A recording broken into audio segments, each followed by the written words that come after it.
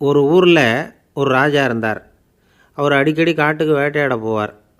சில நண்பர்களையும் கூட அழைச்சிக்கிட்டு போவார். காட்டுக்கு போனதும் ஆளுக்கு ஒரு பக்கமாக போய் வேட்டையாடுவாங்க. சாயந்தரமாக திரும்பி வருவாங்க. மறுநாள் அரண்மனையில் உட்காந்து ஒவ்வொருத்தரும் அவங்க அனுபவங்களை எல்லாம் சொல்லிக்குவாங்க. அவங்கவுங்க வீரத்துக்கு தகுந்த மாதிரி பரிசை அந்த ராஜா கொடுப்பார். இது மாதிரி ஒரு தடவை எல்லோரும் வேட்டைக்கு போயிட்டு திரும்பி வந்ததும் உட்காந்து பேச ஆரம்பிச்சிருக்கிறாங்க. ஒருத்தன் சொன்னான், தன்னுடைய வீர தீர செயலை பற்றி அளக்க ஆரம்பிச்சிட்டான். ஏன்னா அதுக்கு பரிசு கிடைக்க போகுதில்ல, அதனால். அவன் என்ன சொன்னான் தெரியுமா? அரசே, நேற்றுக்கு காட்டில் என்னாச்சு தெரியுமா? எனக்கு நேராக ஒரு சிங்கம் வாயை திறந்துக்கிட்டு வந்துட்டுது. நான் பயப்படவே இல்லை. உடனே ஒரு கல்லை எடுத்து குறி பார்த்து வீசினேன். சிங்கத்து வாய்க்குள்ளே போய் அந்த கல் மாட்டிக்கிட்டுது. அவ்வளவுதான். அந்த சிங்கம் என்னை பார்த்துட்டு பயந்துட்டு ஒரே ஓட்டமாக திரும்பி ஓடி போயிட்டுது அப்படின்னா. ஆஹா பலே அப்படின்னு எல்லாரும் கை தட்டினாங்க.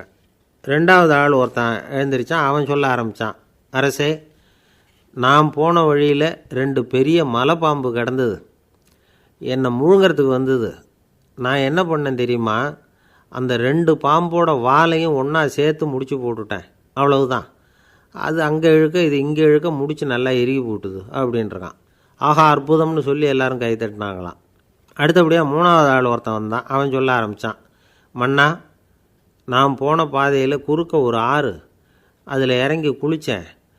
யாரோ காலை பிடிச்சி இழுக்கிறது மாதிரி இருந்தது. திரும்பி பார்த்தா ஒரு பெரிய முதலை. நான் உடனே அப்படியே ஒரு துள்ளல் துள்ளி அது முதுகில் போய் உக்காந்துக்கிட்டேன். அதை அப்படியே கரைக்கு நீந்த வச்சேன். கரைக்கு வந்து சேர்ந்ததும் அப்படியே ஒரே துள்ளி குதித்து கரைக்கு வந்துட்டேன் அப்படின்றான். அவன் தன்னுடைய வீரத்தை அப்படி சொல்லியிருக்கான். அடடா எப்பேற்பட்ட வீரம் அப்படின்னு எல்லாரும் கை தட்டினாங்களாம். 4வது ஆள் எழுந்திரிச்சான். மன்னா, நான் போன இடத்துல ஒரு கரடி வந்து என்னை துரத்த ஆரம்பிச்சுட்டுது. நான் ஒரு மலை உச்சிக்கு வந்துட்டேன்.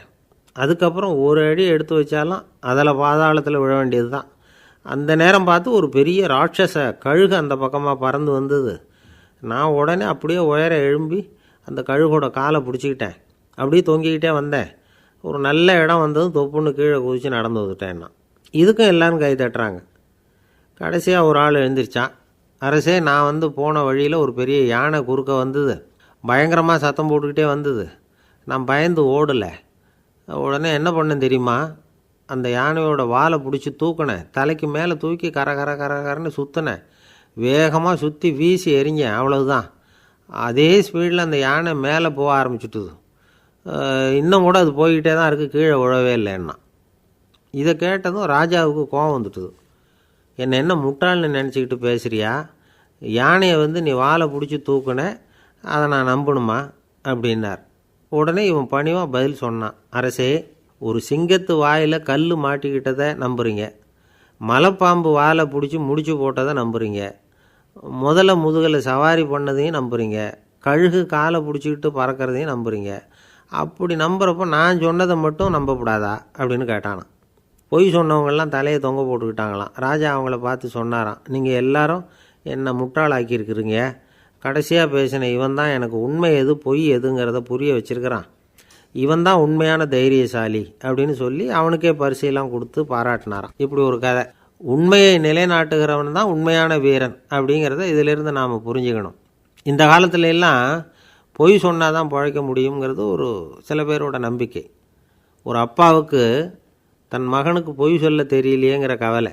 பொய் சொன்னால் தான் இந்த உலகத்தில் பிழைக்கலாம், ஆனால் இவனுக்கு அது தெரியலையே, அதனால் இவனை அழைச்சிட்டு போய் நடுக்கடலில் விட்டுட்டு வந்துடுவோம் அப்படின்னு அழைச்சிட்டு புறப்பட்டான்.